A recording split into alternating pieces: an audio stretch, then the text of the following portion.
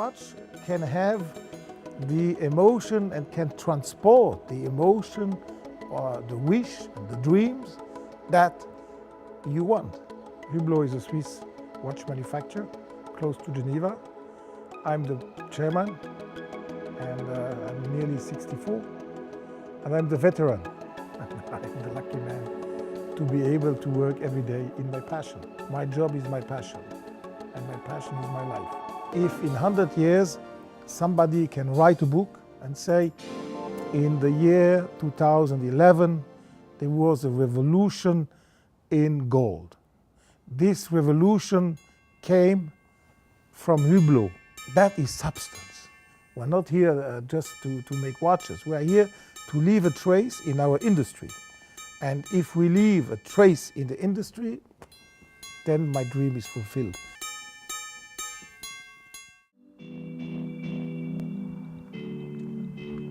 Every label that we have, every design that we have, it comes from Francis. I mean, these are things that he will dream up and say, look, I've got a great idea, what do you think? And so it's coming from a place that's not just to market his name, it's coming from a place because he feels like he has a great idea and he should share it with everybody. Besides the normal tasting room, we have a restaurant, and it's really a collection of Francis' favorite recipes from his travels around the world and from the people that he's met.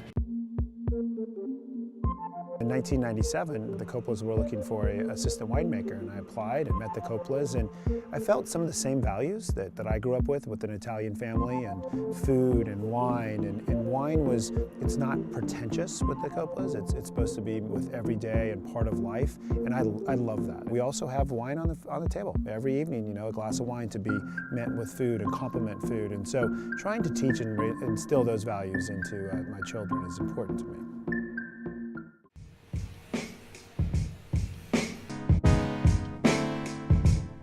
Here in Brooklyn, New York. I'm going to kind of show you the process of how our luxury shoes get built here at American Shoes.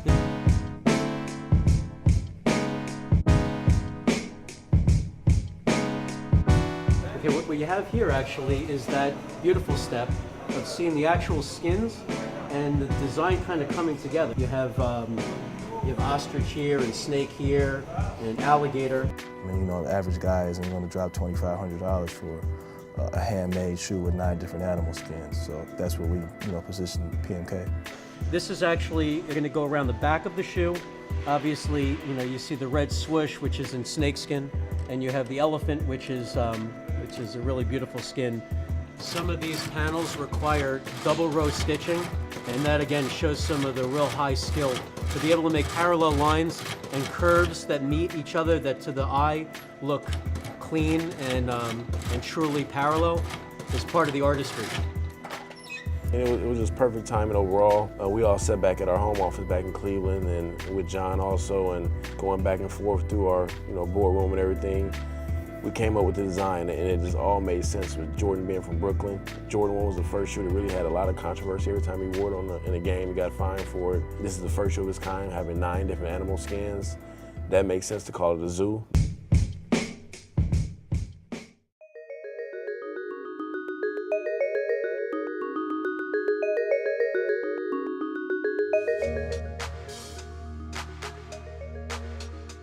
When people ask us what it's like in Y3, for us it's a tension. It's a tension between Yohji and Adidas, and these two worlds, they don't on paper fit together, but that's what makes Y3 so interesting. It's 2 brands with very strong principles which come together and create something unexpected. If it's too Adidas, it doesn't work, and if it's too Yohji, you can buy that already from Yohji. It's when these two things which shouldn't come together do come together, that you create something new. There's a spark there, and I think you see that in the product.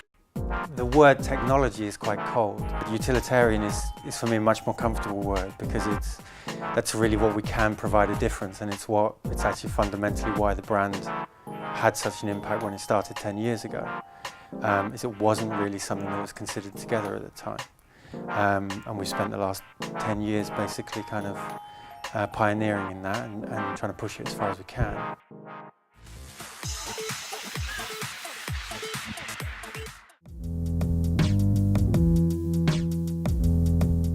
Welcome back to the Roundup with Haim Reed. I'm getting a lot of hate texts and a lot of hate on Twitter right now from my female friends because they couldn't be in here with my man Terrence Howard. Thank you.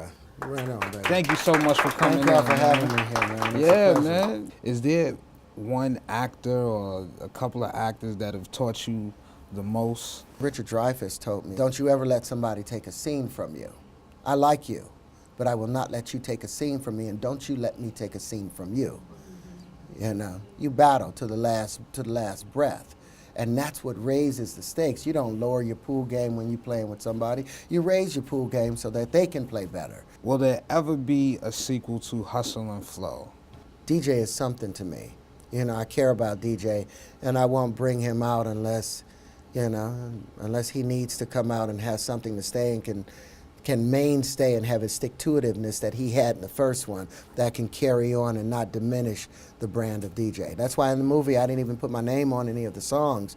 You know, I put DJ, performed by DJ, written by DJ. You know, it's that Oscar should have been mine too because I co-wrote that song, but DJ did that and DJ has his Oscar.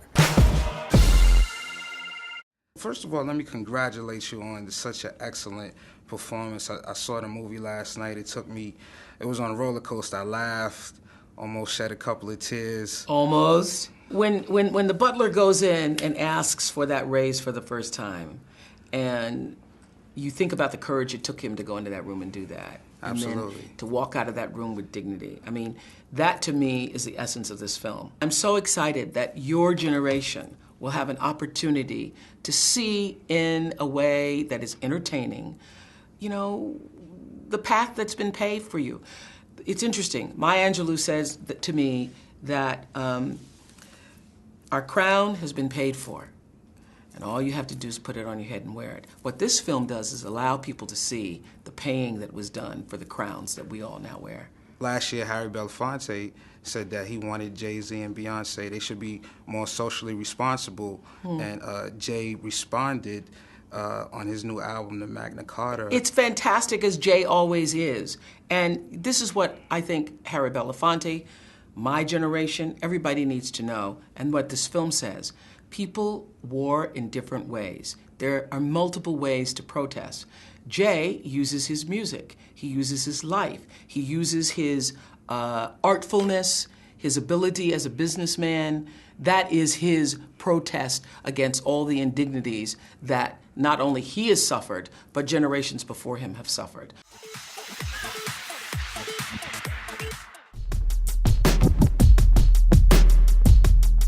Hey, it's Elliot Wilson from Rap Radar, and this is The Truth, man. This guy, my boss, is here, Mr. Life and Times himself, Jay-Z. Yes, sir. How you doing, Jay-Z? Great. How you doing, man? Leave me hanging. What's up, sir? We're in Yankee Stadium, man. Yeah. In the secret area of Yankee Stadium. Yeah, man. yeah. Because tonight you and Justin Timberlake about to do the Legends of the Summer thing. I mean, you've done Yankee Stadium before. Like, talk about like. Oh, this is old hat. But 2010, you and Marshall, a guy named Marshall. That's right. So you only do it with white dudes. Mr. Marshall. Only white dudes. Yeah, well, that's a reflection of America. It's not my fault. I've always been under the belief that it's just music. We just use different instruments, you know.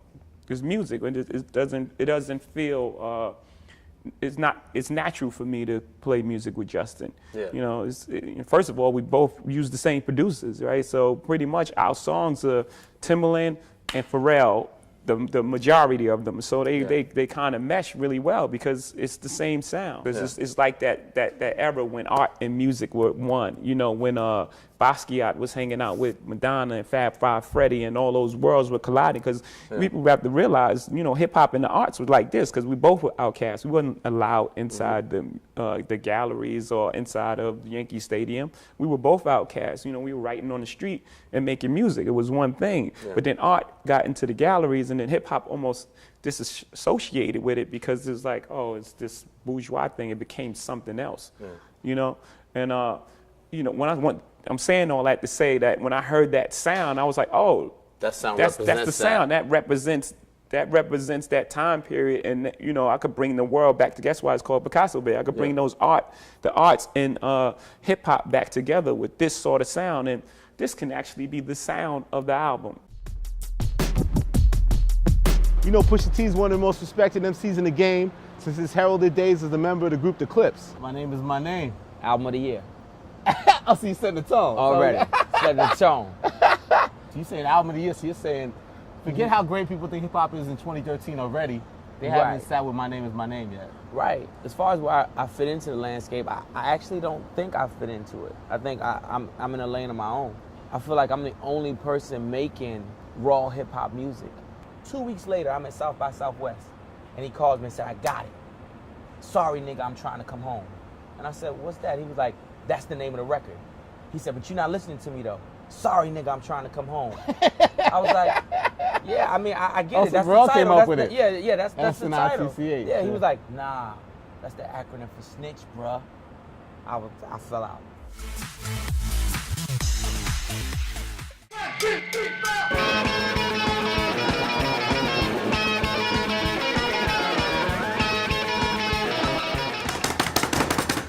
Boom! Wale is here with me to cook some chicken for you guys. To learn how to cook some chicken. So what we're gonna do is we're making kind of a spin on a classic dish. The classic dish being linguine with clam sauce. It's been around forever, right? So you know, I'm not really a veggie person. I like a side dish. But you know how to bring heat. You know how to bring flavor. Yeah. And you know I love my veg. Exactly, and I know you love your Indian spices as well. So that's why I thought I'd do a South Indian style vegetable curry. All right, enough. Ingredients. Enough. What's going on here? What are we doing? So this is my crab legs. This is my beer battered crab legs. That's why I was drawn to it, because it was the sorry, I'm English. Bear. It was the bear steamed crab leg. How are you with the heat? Because I love my Turned up. High five. Finally, because I've had all these guests and they're just fucking like p***s, and finally found someone that matched my gangster. We need like 6 habaneros. 6? Alright, we're gonna, calm down. We're just gonna do one. Get like the cheapest beer that the store has to offer. It's just a little flavor technique. You just pour beer on it, flip it. Look at that! Ooh. That's pretty. Yeah, that looks real pretty.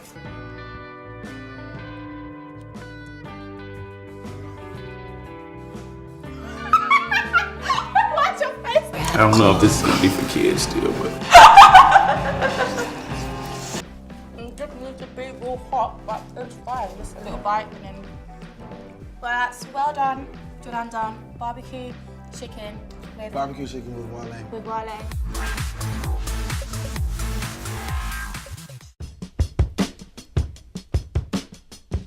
My name is Christian Alexander. I started, this is Secret Society book, the Fairmay Media, the curated collection.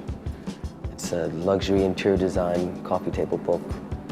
Private clubs, speakeasies, all around the world, the most exclusive, hard to find network, and the people behind them, the Order of the Midnight Sun, the All-Seeing Eyes, the Sounds of Silence, the gatekeepers. People aren't really enjoying the moment. They're documenting the moment, and they're tweeting it, and they're Instagramming it, and they're Facebooking it, and they're not living in that moment. The book is just a message of a larger idea. Finding that exclusive space that's hard to get to, hard to get into, that doesn't even exist on the outside. It's not obvious, because the new luxury today is exclusivity. It's the darkness in the hat where the rabbit resides, basically.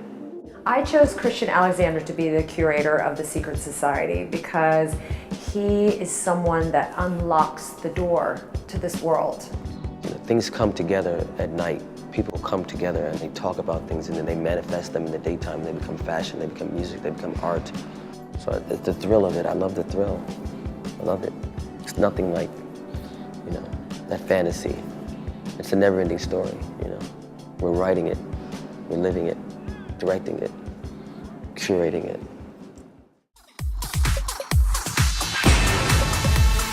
Back in the game.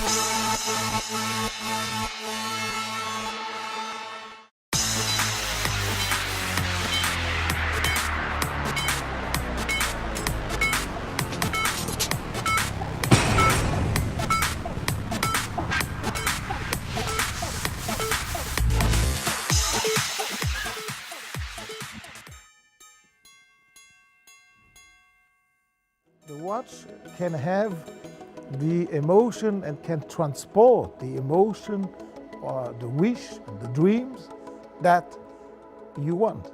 Hublot is a Swiss watch manufacturer close to Geneva. I'm the chairman, and I'm nearly 64, and I'm the veteran. I'm the lucky man to be able to work every day in my passion. My job is my passion, and my passion is my life. If in 100 years somebody can write a book and say, in the year 2011, there was a revolution in gold. This revolution came from Hublot. That is substance. We're not here just to make watches. We're here to leave a trace in our industry. And if we leave... Coming from a place because he feels like he has a great idea and he should share it with everybody. Besides the normal tasting room, we have a restaurant, and it's really a collection of Francis' favorite recipes from his travels around the world and from the people that he's met. In 1997, the Coppolas were looking for an assistant winemaker, and I applied and met the Coppolas, and I felt some of the same values. A trace in the industry, then my dream is fulfilled.